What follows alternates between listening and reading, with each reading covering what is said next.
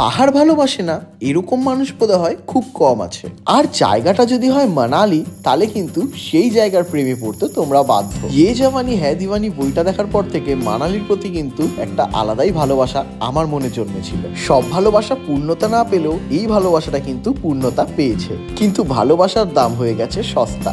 কেন এই কথাটা বললাম? ইয়েস, সস্তায় এবার আমি ট্রাভেল করছি হিমাচল প্রদেশ হেল্পলাইন ট্যুরিজমের সাথে সিমলা মানালি। আগের পর্বগুলোতে সিমলার সবটা তোমাদের সামনে তুলে ধরেছিলাম, দেখা না থাকলে গিয়ে দেখে আসো। আর এই পর্বে আমি এক্সপ্লোর করছি মানালি। তো চলো শুরু করা যাক আজকের পর্ব। তো শুভ সকাল বন্ধুরা, আরও একটা ফ্রেশ ব্লগ নিয়ে তোমাদের কাছে চলে আসলাম। তো এই মুহূর্তে কিন্তু আমি রয়েছি মানালিতে। হিমাচল প্রদেশ হেল্পলাইন ট্যুরিজমের সাথে আমি করছি সিমলা মানালি ট্রিপ। আর আজকে আমার কিন্তু মানালির ফার্স্ট ডে মর্নিং। কালকে অনেক রাতে এসেছিলাম সিমলা থেকে মানালি জার্নি করে, সেটা আগের পার্টে তোমাদেরকে দেখিয়েছি, না জানা থাকলে কিন্তু দেখে আসো গিয়ে ভিডিওটা। আর এই মুহূর্তে মানালির হোটেল মেরিডিয়ানে রয়েছি। আর একটু পরে কিন্তু মানালির কিছু ফেমাস সাইট সিনের জন্য আমরা বেরিয়ে যাব গাড়ি করে। তো তার জন্য কিন্তু আগে আমাদের সারতে হবে কি ব্রেকফাস্টটা। তো ব্রেকফাস্টটা রুমেই অর্ডার দিয়েছি। তো ব্রেকফাস্ট আসলে তোমাদেরকে দেখাবো কি ব্রেকফাস্ট আছে। আর ব্যাপারটা হচ্ছে রাত্রে কালকে এসেছিলাম তো বুঝতে পারিনি এই হোটেলের ভিউটা কিরকম, তোমাদেরকে একটু দেখাই। তো এই হচ্ছে কিন্তু আমাদের রুম। আর এই দিকে কিন্তু এরকম বড় উইন্ডোটা থেকে পাহাড়ের অসাধারণ মানে ভিউ পাওয়া যাচ্ছে। আমি ভেবেছিলাম মনে হয় ভিউ নেই, কারণ রাতে সব অন্ধকার ছিল, বুঝতে পারিনি। বাট সকালবেলা ঘুম থেকে উঠে কিন্তু জাস্ট দারুণ লাগছে। যেহেতু সূর্যটা এই দিকে তাই ক্লিয়ার আসছে না। বাট আর একটা জিনিস দেখাই, ওই সাইডের পাহাড়গুলো না মানে একদম হোটেলের কাছেই পুরো বরফ জমে রয়েছে পাহাড়গুলোতে, মানে প্রচুর বরফ জমে রয়েছে একদম সামনে কিন্তু, ঠিক আছে। তো বেশ লাগছে। হয়তো সূর্যটা ওই সাইডে আসলে মানে আরো ভালো দেখা যেত, বাট এই মুহূর্তে কিন্তু যতটা ভিউ আসছে সেটাই কিন্তু কম নয়। তো চলো বলতে না বলতেই কিন্তু এসে গেছে ব্রেকফাস্ট। আর ব্রেকফাস্টটা কিন্তু আমরা রুমেই অর্ডার করেছি, কারণ একটু পরে আমরা বেরোবো। তো ব্রেকফাস্টে কিন্তু এখানে রয়েছে ব্রেড অমলেট। এটা তো তাই, আমাদের দুজনের জন্যই কিন্তু আমরা ব্রেড অমলেট নিয়েছি। আর চা নিয়েছি। চাটা কিন্তু এরকম ফ্ল্যাক্সে দেওয়া হয়েছে, যেটা আমার বেশ ভালো লাগলো। মানে চাটা পুরো গরম থাকবে, নিজের ইচ্ছে মতো কিন্তু ঢেলে খাওয়াই যায়। আর এখানে কেচাপ রয়েছে। এদের নিজস্ব খাওয়ার জায়গাও রয়েছে, বাট যেহেতু এত সুন্দর মানে ঘরের রোদ আসছে যে বেশ ভালো লাগছে। এরকম ঠান্ডা ঠান্ডায় কিন্তু এরকম যদি রুমে একটু আলো আসে, রোদ আসে, তো ভালো লাগে। তাই এই ভিউটা এনজয় করতে করতে ভাবলাম ঘরেই ব্রেকফাস্টটা সেরে নিই। তো রোদ ঝলমলে সুন্দর একটা সকাল। আর আমরা কিন্তু এখন হোটেল ছেড়ে আমাদের গাড়িতে উঠবো আর রওনা দেবো কিছু মানে মানালির বিখ্যাত সাইট সিন স্পটগুলো কভার করতে। তো চলো গাড়িতে বসি, আর তারপর তোমাদেরকেও দেখাই যেগুলো আমাদের চোখে ধরা দেবে সেইগুলোই তোমাদের সাথে শেয়ার করব। তো এই হচ্ছে কিন্তু দিনের বেলা আমাদের হোটেলটাকে বাইরে থেকে কিছুটা এরকম লাগে, প্রপার একদম হোটেলের রোদটা পড়ে, যার জন্য কিন্তু খুব সুন্দর লাগে। প্রত্যেকটা রুমেই কিন্তু আলো একদম যায়। আর এই সাইডে রয়েছে আমাদের গাড়ি। তো ওই গাড়ি করে এখন আমরা সোজা চলে যাব কিন্তু সাইট সিনে ঘুরতে।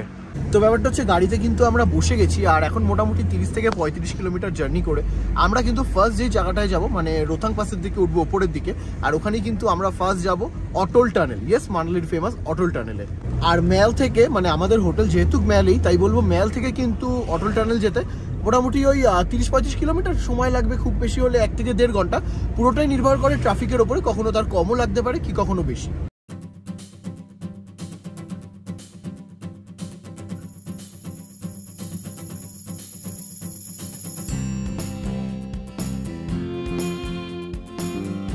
তো ব্যাপারটা হচ্ছে যেতে যেতে কিন্তু তোমাদের চোখে এরকম প্রচুর দোকানপাট পড়বে, যেখান থেকে কিন্তু তোমরা গরম জামা কাপড় বা ওয়াটারপ্রুফ শুজ সব কিছুই নিতে পারো।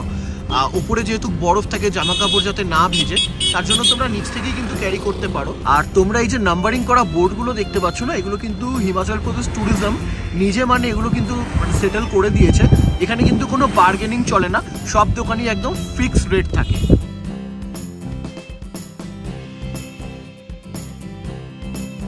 তো ব্যাপারটা হচ্ছে ঠান্ডার জামা কাপড় তোমরা কিন্তু ওপরেও পেয়ে যাবে, বাট ওপরের থেকে কিন্তু নিচে জামা কাপড় যেগুলো রয়েছে সেগুলো পরিষ্কার পরিচ্ছন্ন আর দুর্গন্ধ মুক্ত। তো নিতে যদি হয় আমি সাজেস্ট করবো তোমরা নিচ থেকেই একবারে নিয়ে নিও।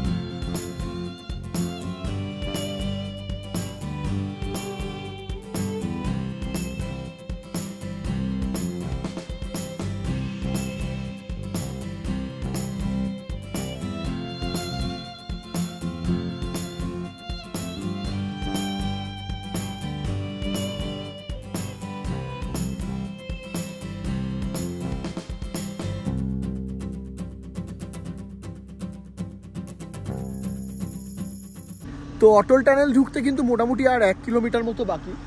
গাড়ি থেকে ভিউ পাচ্ছিলামই, বাট তাও একটু নামতে ইচ্ছে করলো, কারণ চোখে এত সুন্দর একটা দৃশ্য ধরা দিচ্ছে যে ভাবলাম একটু ভালো করে তোমাদেরকে দেখাই আর নিজেও দেখি। তো চলো দেখাচ্ছি কি দেখলাম। তো এই কিন্তু হচ্ছে আমাদের গাড়ি, আর এইদিকে কিন্তু অলরেডি বরফ আমরা মানে পেয়েই গেছি, বরফ পড়েছে এখানে। আর এইদিকে এই যে সুন্দর মানে বরফ আচ্ছন্ন পাহাড়টা দেখা যাচ্ছে না, এটা কিন্তু দারুণ লাগছে, জাস্ট দারুণ লাগছে। একটু জুম করে দেখাই, মানে এটা কিন্তু একটা অসাধারণ দৃশ্য। তো ফাইনালি বেশ কিছুক্ষণ জার্নি করে কিন্তু এখন আমরা চলে এসেছি মানালি, কেন গোটা ওয়ার্ল্ড ফেমাস অটল টানেলে। যেহেতু এই অটল টানেল প্রচুর ফেমাস, তাই প্রচুর গাড়ি এখানে দাঁড়িয়েছে, লোকজনের ভিড়, সবাই ফটো তুলছে।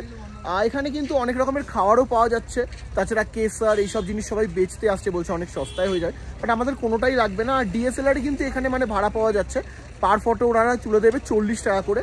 আমাদের যেহেতু আইফোন আছে, আমাদের সেটা দরকার পড়ছে না।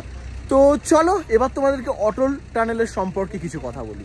ভারতের যতগুলো টানেল রয়েছে তার মধ্যে কিন্তু অন্যতম টানেল হচ্ছে অটল টানেল, যেটার নামকরণ করা হয়েছিল কিন্তু ভারতের প্রাক্তন প্রধানমন্ত্রী অটল বিহারী বাজপেয়ীর নামে। এই টানেল কিন্তু অবস্থিত 10,000 ফুট উচ্চতায় এবং এটা কিন্তু পৃথিবীর সবচেয়ে দীর্ঘতম টানেল। এই টানেল নির্মাণের কাজ শুরু হয় 2010 সাল থেকে এবং 2020 3রা অক্টোবর ভারতের এখনের প্রধানমন্ত্রী মানে শ্রী নরেন্দ্র মোদী এই টানেল কিন্তু উদ্বোধন করেন। তো চলো এখন কিন্তু উঠবো গাড়িতে, আর দীর্ঘ জার্নি করে কিন্তু পৌঁছাবো টানেলের ওই পারে।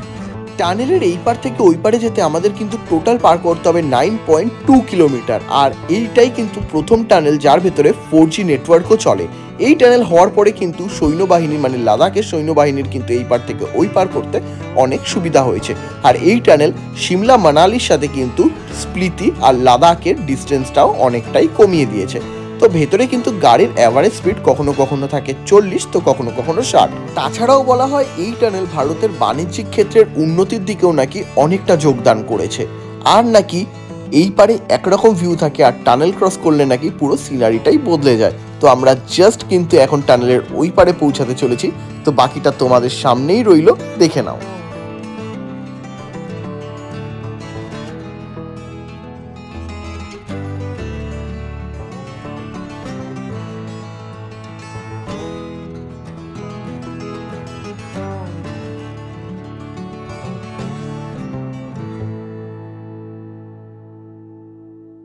তো এখন কিন্তু আমরা অটল টানেলের সাউথ পোর্টাল ক্রস করে চলে এসেছি নর্থ পোর্টালে। আর এই কিন্তু হচ্ছে এই পারের কিছুটা ভিউ, মানে টানেলের এই পারে ভীষণ সুন্দর লাগছে। চারিদিকে কিন্তু বরফের পাহাড় রয়েছে, এই পাহাড়গুলোতে বরফ নেই, তো সব রকমই কিন্তু দৃশ্য চোখে ধরা দিচ্ছে। ওই সামনেই আমাদের গাড়িটা রাখা, বাট এই অন্যান্য সময় হয়তো আর কিছুদিন পর হয়তো এইসব জায়গা পুরো বরফে ঢাকা থাকবে, বাট এখনো কিন্তু সেই লেভেলের বরফ এইখানে পড়েনি। আর এর থেকে কিন্তু কিছুটা ওপরেই আছে সিসু, যেটা কিন্তু 4 কিমি মতো দূরে রয়েছে, হয়তো ওইখানে বরফ রয়েছে, কিন্তু এইখানে এই মুহূর্তে বরফ না থাকলেও জায়গাটা কিন্তু ভীষণ সুন্দর লাগছে। আর একটা জিনিস তোমাদেরকে দেখাই, এই সামনে এসে অটল টানেলের কিন্তু সামনেই বইছে একটা নদী, নীলচে কালার, খুব সুন্দর লাগছে। এটা কিন্তু চন্দ্র নদী, যেটা কিন্তু আসছে স্পিতি থেকে। তো এখানে নদীতে কিন্তু পুরো বরফ না জমলেও খানিকটা জায়গায় কিন্তু বরফ জমে গেছে এখনই। আর যেই পরিমাণে ঠান্ডা হাওয়াটা দিচ্ছে, এটা কিন্তু বরফের থেকেও শীতল। যেরকম সায়েন্সেই আছে যে শীতল হাওয়া বরফের থেকেও শীতল, এখানে কিন্তু কিছুটা সেরকমই মনে হচ্ছে। মানে হাত ফাতার ফিল করতে পারছি না, মনে হচ্ছে পুরো অবশ হয়ে গেছে।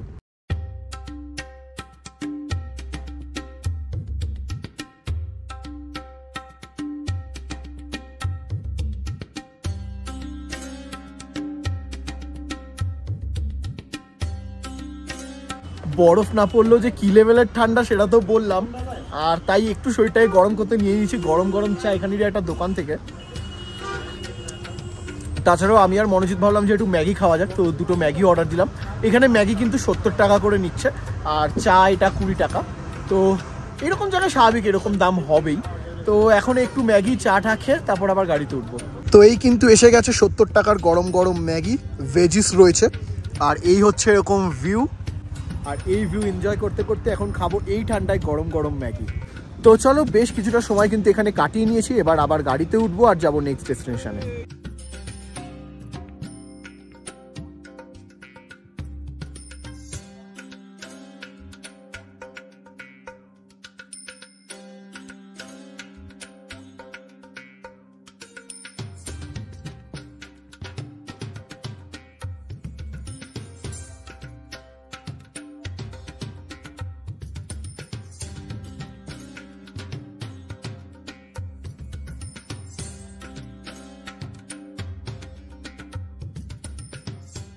আফটার অটল টানেল এখন কিন্তু আমরা চলে এসেছি আমাদের লাস্ট ট্যুরিস্ট স্পট, যেটা হচ্ছে গিয়ে সিসু।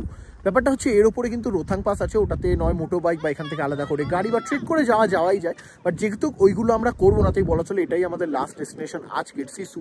এবার সিসুতে কেন এতজন মানুষ দাঁড়িয়েছে, কি বা আছে সেটা যদি তোমাদেরকে দেখাই তাহলে তোমাদের দেখাতেই হবে। তো এই হচ্ছে কিন্তু সিসু, যেটা দেখতে ভীষণ সুন্দর লাগছে। বরফে কিন্তু এই জায়গাটা পুরোই ঢাকা থাকে, কিন্তু এখনো অবধি এই সিজনে বরফ পড়েনি বলে জায়গাটা কিছুটা এইরকম লাগছে। আর এটা কিন্তু ফেমাস হচ্ছে ঠিক এই লেকটার জন্য, যেটা হচ্ছে সিসু লেক। তো এই লেকটা কিন্তু এই মুহূর্তে পুরো ফ্রোজেন, মানে আমি তোমাদের যদি দেখাই ভালো করে তোমরা বুঝতেই পারবে। এখন এখানে বরফ পড়েনি, বাট তাও এত ঠান্ডা যে এই লেকটা কিন্তু পুরোটাই ফ্রোজেন হয়ে গেছে, একদম ফ্রোজেন। তো এইসব জায়গা আর কিছুদিন পর বরফেই ঢাকা থাকবে, তখন একটা আলাদা সৌন্দর্য নেবে। আর বরফ ছাড়া এখন যে দৃশ্যটা, এটা একটা আলাদা সৌন্দর্য। কিন্তু সিমলাতে যখন ছিলাম ভেবেছিলাম মানালিতে প্রচুর বরফ পাবো, বাট সেটা তো আর পেলাম না। তো ঠিক আছে, ইন ফিউচার আবার যদি কখনো আসি তখন হয়তো মানে বরফ পড়েছে এরকম সময় দেখেই আসবো। বাট যেহেতু সিমলাতে আমরা অলরেডি বরফ পেয়ে গেছি, তাই আলাদা করে মন খারাপ কিন্তু হচ্ছে না এটার জন্য। বাট এই দৃশ্যটা কিন্তু খুবই সুন্দর লাগছে। তো বেশ কিছু সময় এখানে কাটানোর পরে এবার হাত কান টানার ফিল করতে পারছি না, প্রচুর ঠান্ডা হাওয়া দিচ্ছে। এই মুহূর্তে মনে এখানে -12-13 এরকম টেম্পারেচার চলছে। তো ব্যাস এবার গাড়িতে উঠবো।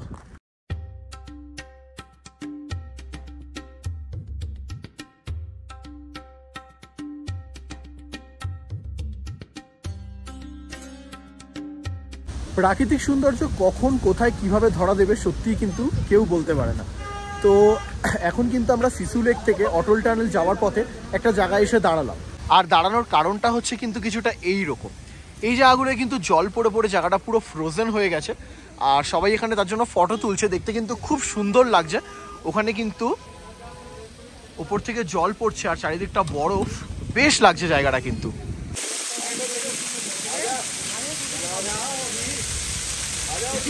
তো এখন কিন্তু সোলাং ভ্যালিতে হট এয়ার বেলুনে আগুন দেয়া হচ্ছে এখানে, আর এটা কিন্তু ওড়ার জন্য প্রস্তুত অলমোস্ট।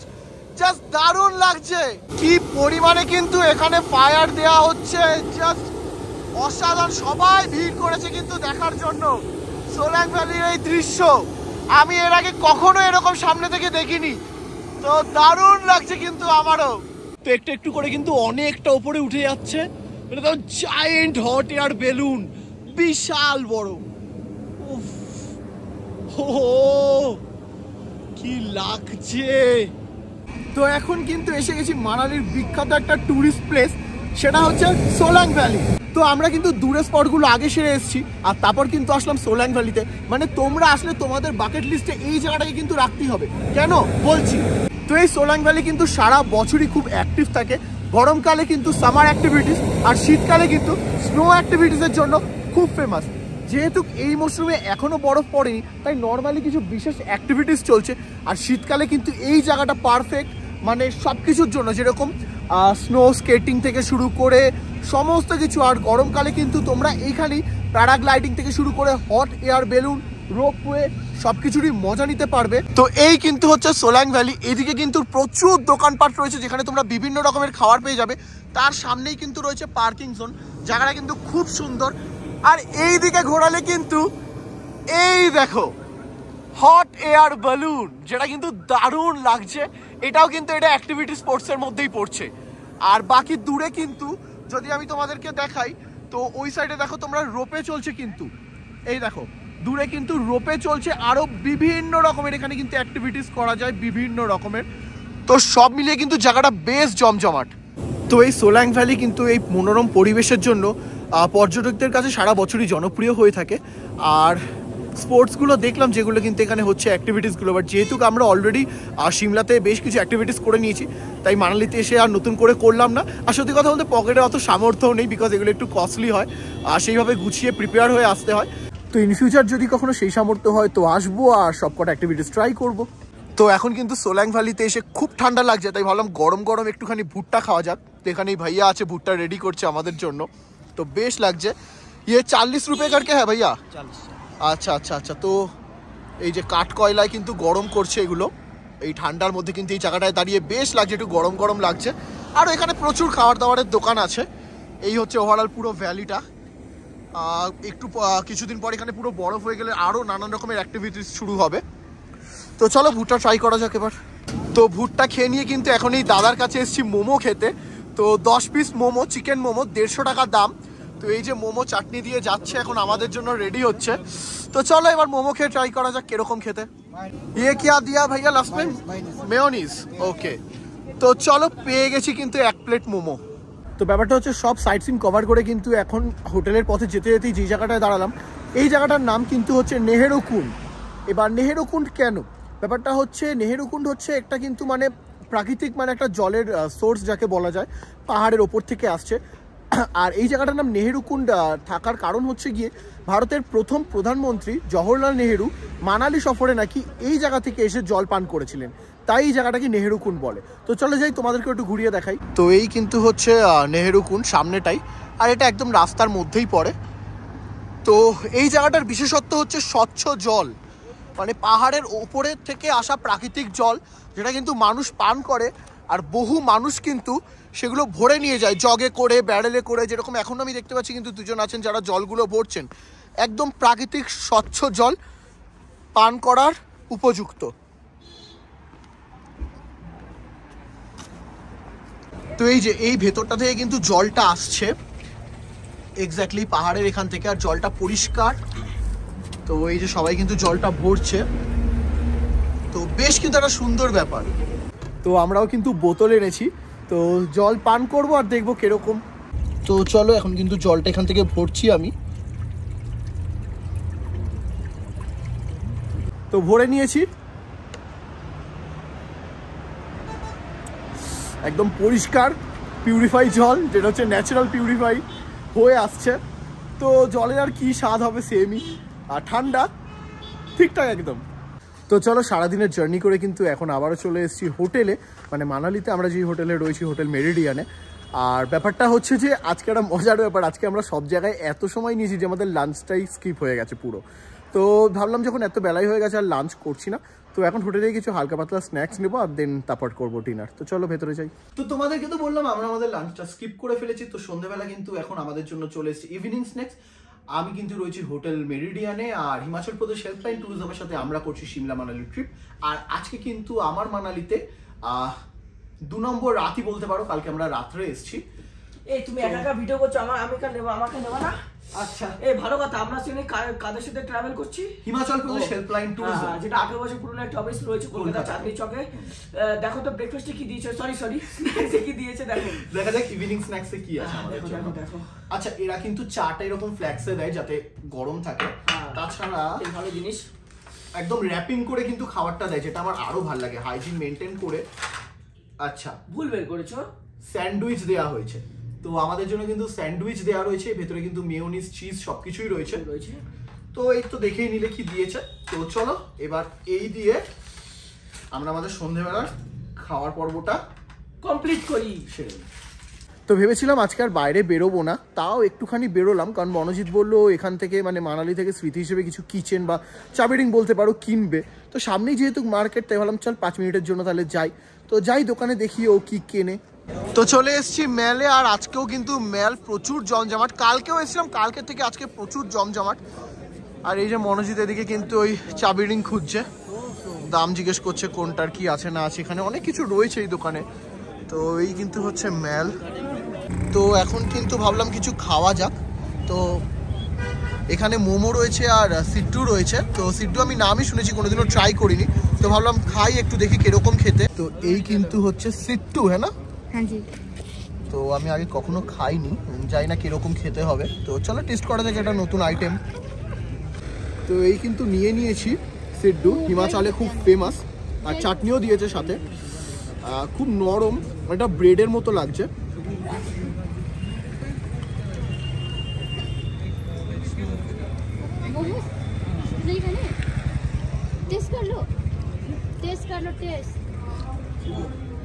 হয়তো এখানকার লোকেদের ভালো লাগবে, বাট আমার কিন্তু খুব একটা ভালো লাগেনি এটা, মানে এটা সম্পূর্ণ পার্সোনাল যেটা এক্সপিরিয়েন্স, তো সেটাই বলছি, আর কিছু না। তো চলো সিড্ডু খেয়ে কিন্তু এখন আমরা ফিরছি হোটেলে। সিড্ডুটা কিন্তু একটু অন্যরকম, মানে পুরো চালের যে গুঁড়ো দিয়ে হয় ওটা একটা ফাঁপা করে, মানে একটা বানিয়ে সুন্দর করে করে, ড্রাই ফ্রুটস হ্যাঁ আমার অ্যাভারেজ লেগেছে মোটামুটি। ও হোটেল এইদিকে, আচ্ছা আচ্ছা, ওই ব্লগ করতে করতে চলে আসো। তো চলো আবার ডিনারের সময় ফিরে আসবো ব্লগে। A few moments later. তো ব্যাপারটা হচ্ছে সিমলাতে আজকে আমাদের দ্বিতীয় রাত, আর ডিনার কিন্তু এসে গেছে। ব্যাপারটা হচ্ছে এখানে এত ঠান্ডা পড়ছে না, এই মুহূর্তে হয়তো -12 মতো যাচ্ছে, তাই আর নিচে গিয়ে ডিনারটা করছি না, রোজ রুমেই নিয়ে নিচ্ছি। তো কালকে খেয়েছিলাম চিকেন, আর আজকে কিন্তু দেওয়া হয়েছে আন্ডা কারি। এক একজনের জন্য কিন্তু এরকম 2টো করে ডিম দেওয়া হয়েছে এখানে। আর এখানে কিন্তু এরা খাওয়ার অনেক কোয়ান্টিটিতেই দেয়, আমাদের কিন্তু মানে এত রাইস দেয় যে আমাদের কোনোদিনও লাগে না। কালকেও ফিরিয়ে দিয়েছি, আজকেও ফিরিয়ে দিয়েছি, 2টো করে ডিম আর অনেকটা কারি দিয়েছে, এতটা আমাদের হয়তো লাগবেও না। আর এখানে কিন্তু রয়েছে একটা প্লেট স্যালাড। আর একটা গুরুত্বপূর্ণ তথ্য তোমাদেরকে দিয়ে দেখি, ছোট মনেই হবে কিন্তু বড় এফেক্ট ফেলতে পারে। তোমরা কিন্তু যারা আসবে তারা কিন্তু বাড়ি থেকে ভেসলিন বা বোরোলিন অবশ্যই ক্যারি করো, রাতে অবশ্যই লাগিয়ে শুয়ো, নাহলে কিন্তু ঠোঁট এমন ফাটবে যে কিছু খেতে গেলেই জ্বালা করবে। তো ব্যাস এটাই বলার ছিল। তো বন্ধুরা, আজকের পর্বটা কিন্তু তোমাদের জন্য ঠিক এতটাই রইল। আশা করছি তোমাদের খুব ভালো লেগেছে। আবারও ফিরে আসবো মানালির আরও একটা জমজমাট পর্ব নিয়ে। ততক্ষণ সবাই ভালো থেকো।